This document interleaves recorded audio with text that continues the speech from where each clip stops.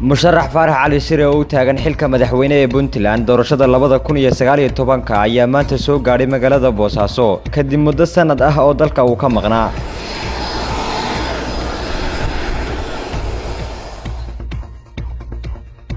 musharaxa oo ka soo degay garoonka dayuuradaha Boosaaso waxa ku soo dhaweeyay boqolaal shacab ah isimo iyo mas'uuliyiinta dawladda.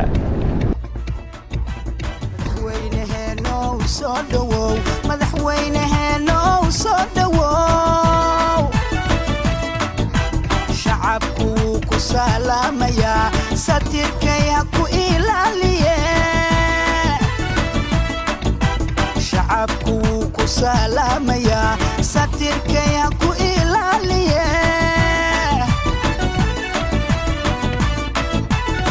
سلقاقو وشرفي سهانكاقو وقولي سفركاقو ولبي سفركاقو وقيري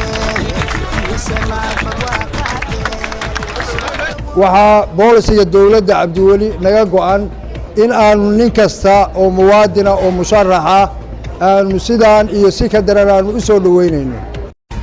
Faarax Ali Shire oo gudaha garoonka kula hadlayay dadweynihii soo dhaweeyay ayaa u mahad celiyay bulshadii soo dhaweyntiisa ka qayb qaadatay sidoo kale waxa uu sheegay halka uu ka shaacin doono musharaxnimadiisa rasmiga ah.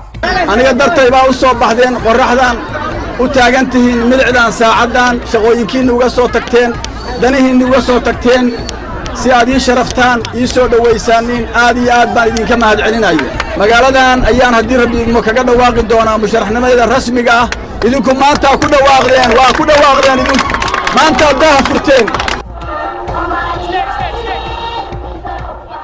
Faarax Ali Shire waxa uu wasiirkii maaliyadda ka soo noqday xukuumaddii madaxweyne Cabdiraxmaan Faroole haddana waa musharax u taagan madaxweynaha Puntland doorashada 2019. DMI